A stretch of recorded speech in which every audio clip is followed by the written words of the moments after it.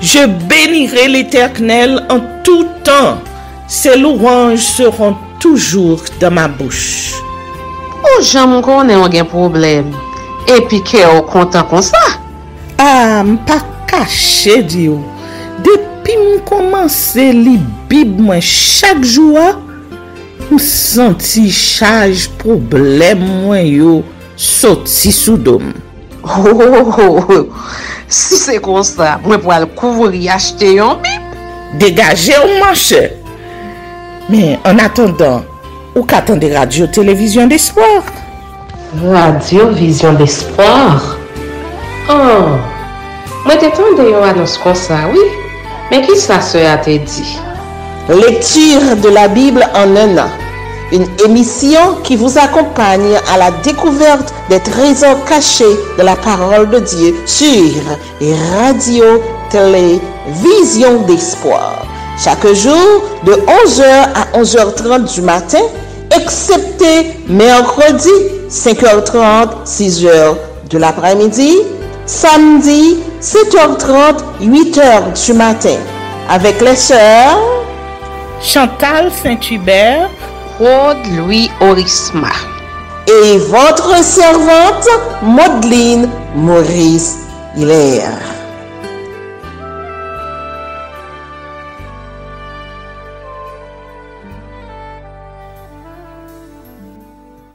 Saint-Esprit de Dieu, fais-nous la grâce de jouir de ta présence durant cette lecture qui enseigne, convainc, corrige, instruit et qui sauve.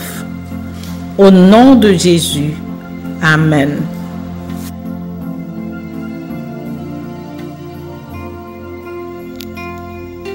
Genèse, chapitre 36. Postérité d'Ésaü. Voici la postérité d'Ésaü qui est Édom.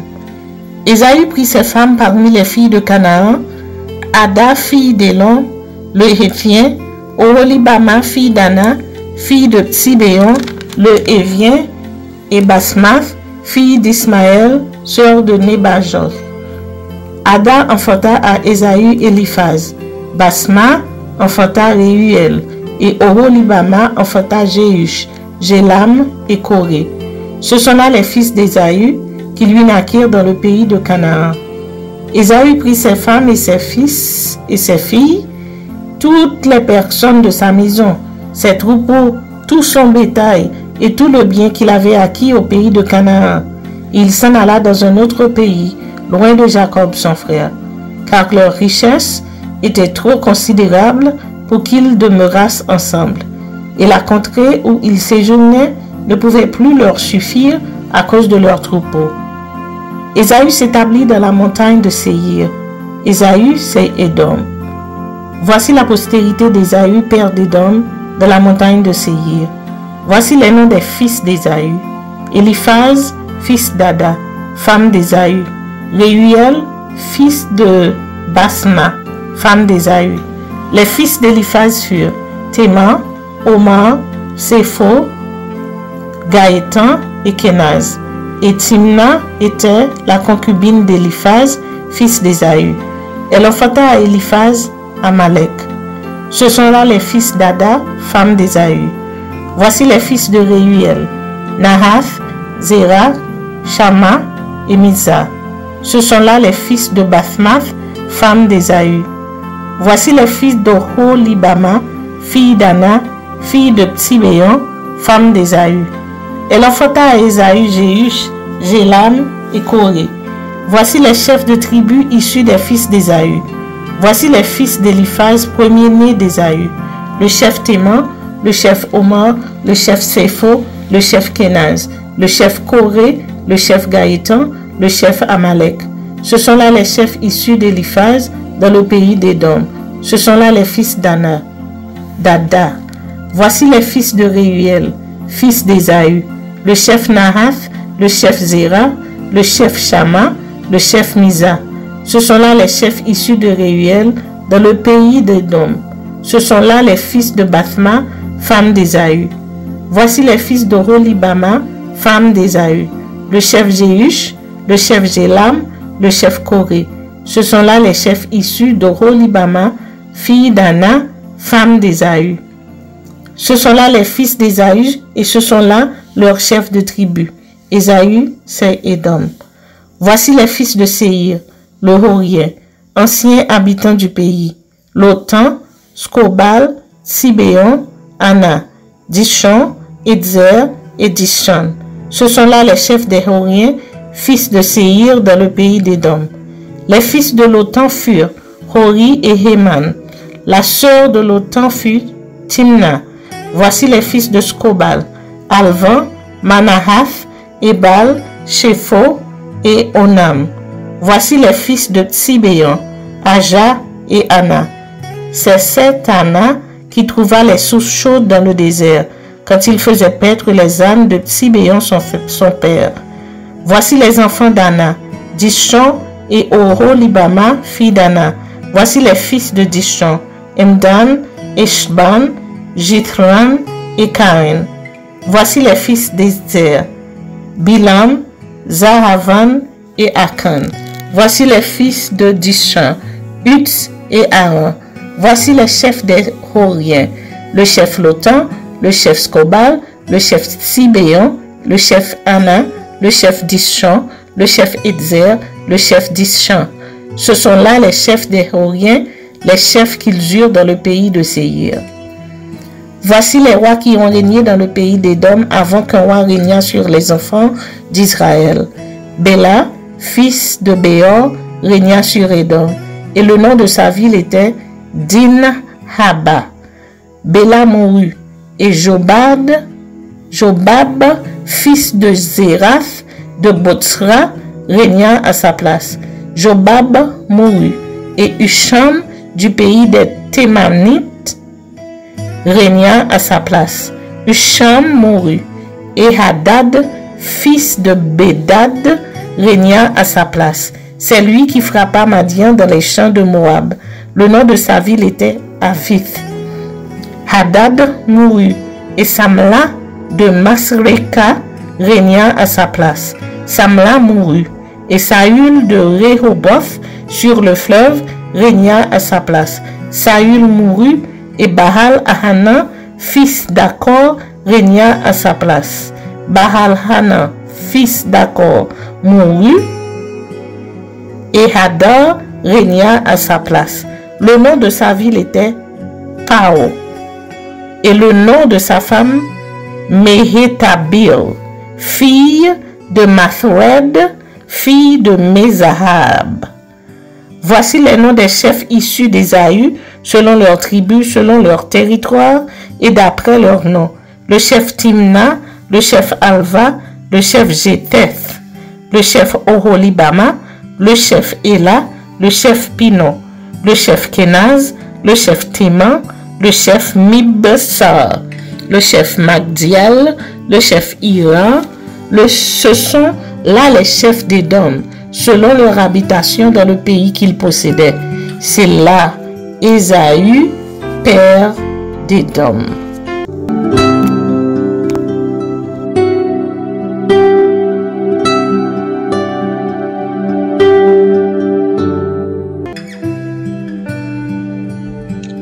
Psaume chapitre 42.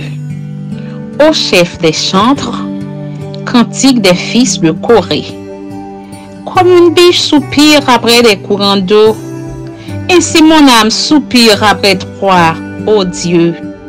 Mon âme a soif de Dieu, du Dieu vivant. Quand irai-je et paraîtrai-je devant la face de Dieu? Mes larmes sont ma nourriture jour et nuit, pendant qu'on me dit sans cesse, où est ton Dieu? Je me rappelle avec effusion de cœur quand je marchais entouré de la foule et que je m'avançais à sa tête vers la maison de Dieu. Au milieu des cris de joie et des actions de grâce, une multitude en fête. Pourquoi t'as battu mon âme et gémis-tu au Dieu dans le moi? Espère en Dieu, car je le louerai encore. Il est mon salut et mon Dieu. Mon âme est abattue au-dedans de moi. Aussi c'est à toi que je pense, depuis le pays du Jourdain, depuis l'Hermon, depuis la montagne de Mixéar. Un flot appelle un autre flot au bruit de tes ondées. Toutes tes vagues et tous tes flots passent sur moi. Le jour, l'Éternel m'accordait sa grâce. La nuit, je chantais ses louanges. J'adressais une prière au Dieu de ma vie. Je dis à Dieu, mon rocher, pourquoi m'oublies-tu? Pourquoi dois-je marcher dans la tristesse sous l'oppression de l'ennemi? Mes os se brisent quand mes persécuteurs m'outragent en me disant sans cesse, où est ton Dieu? Pourquoi t'as battu mon âme et gémis-tu au-dedans de moi? Espère en Dieu, car je le louerai encore. Il est mon salut et mon Dieu. Amen.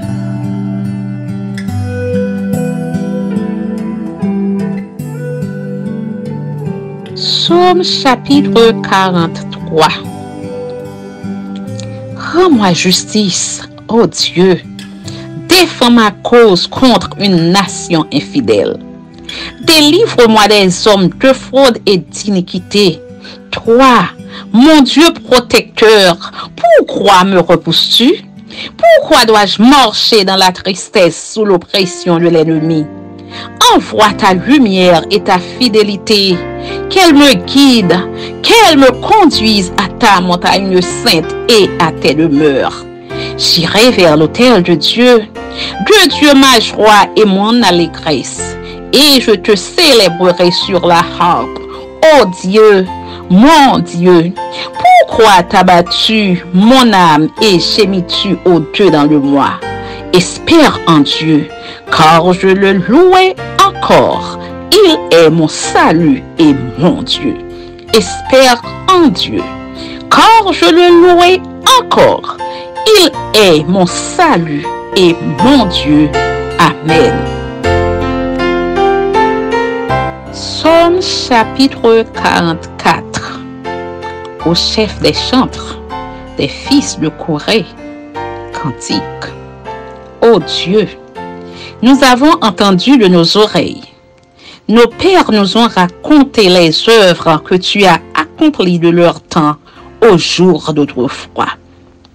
De ta main, tu as chassé des nations pour les établir. Tu as frappé des peuples pour les étendre. Car ce n'est point par leur épée qu'ils se sont emparés du pays. Ce n'est point leur bras qui les a sauvés. Mais c'est ta droite, c'est ton bras, c'est la lumière de ta face, parce que tu les aimais. Ô Dieu, tu es mon roi. Ordonne la délivrance de Jacob. Avec toi, nous renversons nos ennemis. Avec ton nom, nous écrasons nos adversaires. Car ce n'est pas en mon arc que je me confie. Ce n'est pas dans mon épée qui me sauvera. Mais c'est toi qui nous délivres de nos ennemis et qui confond ceux qui nous haïssent.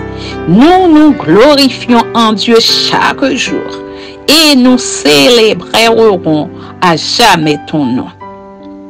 Cependant, tu nous repousses, tu nous couvres de honte, tu ne sors plus avec nos armées, tu nous fais reculer devant l'ennemi, et ceux qui nous haïssent enlèvent nos dépouilles. Tu nous livres comme des brebis à dévorer. Tu nous disperses parmi les nations. Tu vends ton peuple pour rien. Tu ne l'estimes pas à une grande valeur. Tu fais de nous un objet d'opprobre pour nos voisins, de moquerie et de risée pour ceux qui nous entourent. Tu fais de nous un objet de sarcasme parmi les nations et de hochement de tête parmi les peuples. Ma honte est toujours devant moi et la confusion couvre mon visage. À la voix de celui qui m'insulte et m'outrage, à la vue de l'ennemi et du vindicatif. Tout cela nous arrive sans que nous t'ayons oublié. sans que nous ayons violé ton alliance. Notre cœur ne s'est point détourné. Nos pas ne se sont point éloignés de ton sentier, pour que tu nous écrases dans la demeure des chacals, et que tu nous couvres de l'ombre de la mort. Si nous avions oublié le nom de notre Dieu, et étendu nos mains vers un Dieu étranger, Dieu ne le saurait-il pas, lui qui connaît les secrets du cœur? Mais c'est à cause de toi qu'on nous égorge tous les jours, qu'on nous regarde comme des brebis destinées à la boucherie. Réveille-toi. Pourquoi dors-tu, Seigneur? Réveille-toi. Ne nous repousse pas à jamais. Pourquoi caches-tu ta face? Pourquoi oublies-tu notre misère et notre oppression? Car notre âme est abattue dans la poussière. Notre corps est attaché à la terre. Lève-toi pour nous secourir. Délivre-nous à cause de ta bonté. Amen.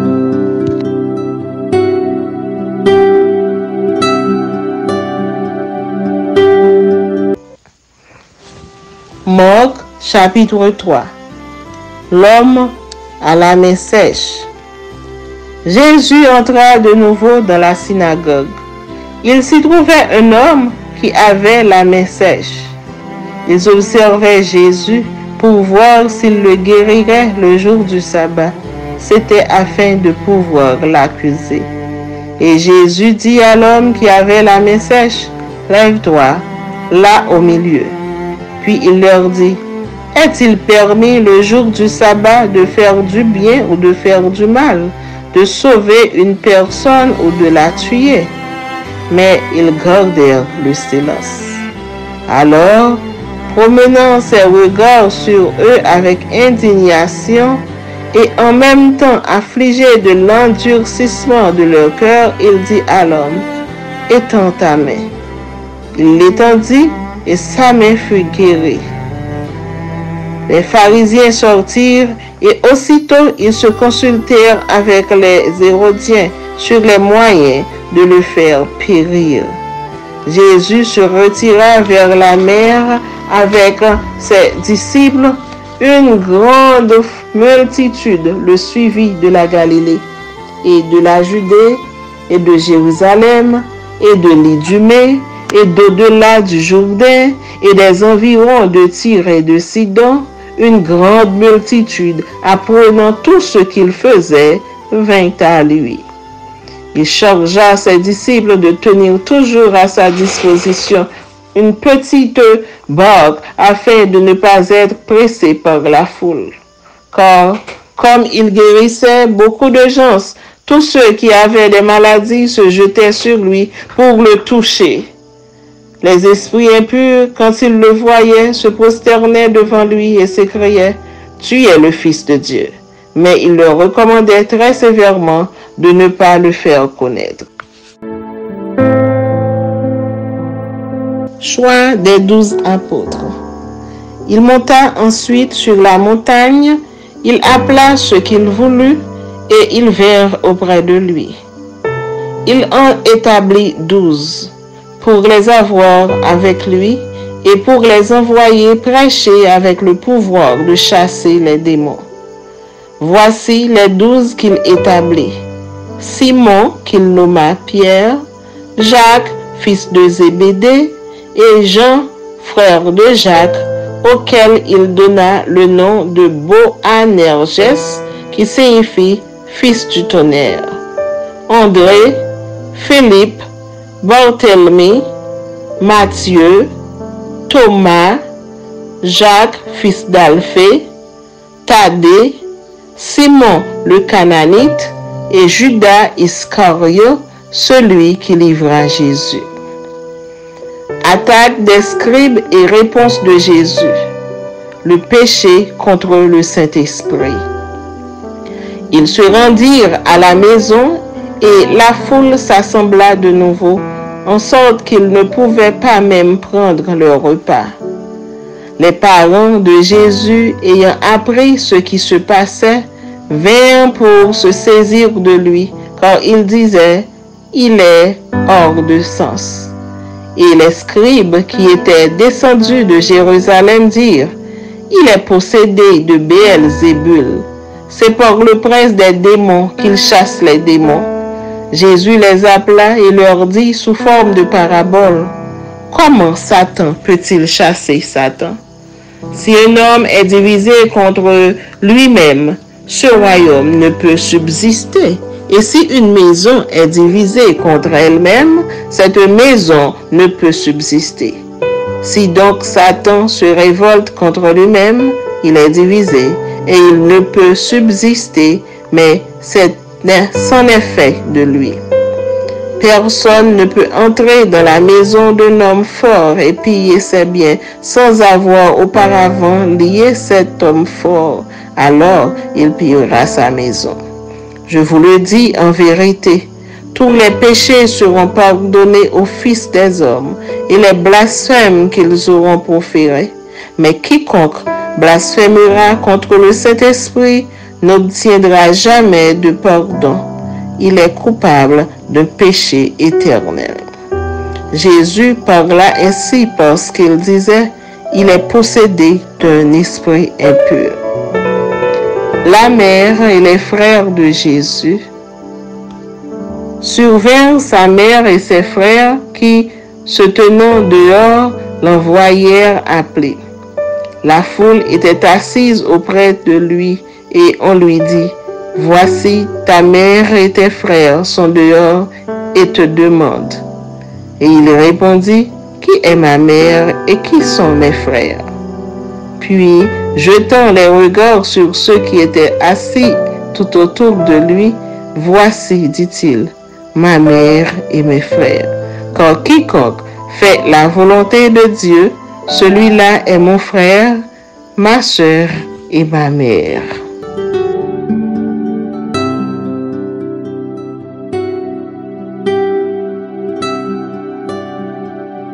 Merci Seigneur de nous donner le discernement dans la lecture de ta parole, que nous y prêtions attention afin d'appliquer notre cœur à la sagesse. Amen. Que celui qui a des oreilles pour entendre, entende, et que celui qui lit fasse attention.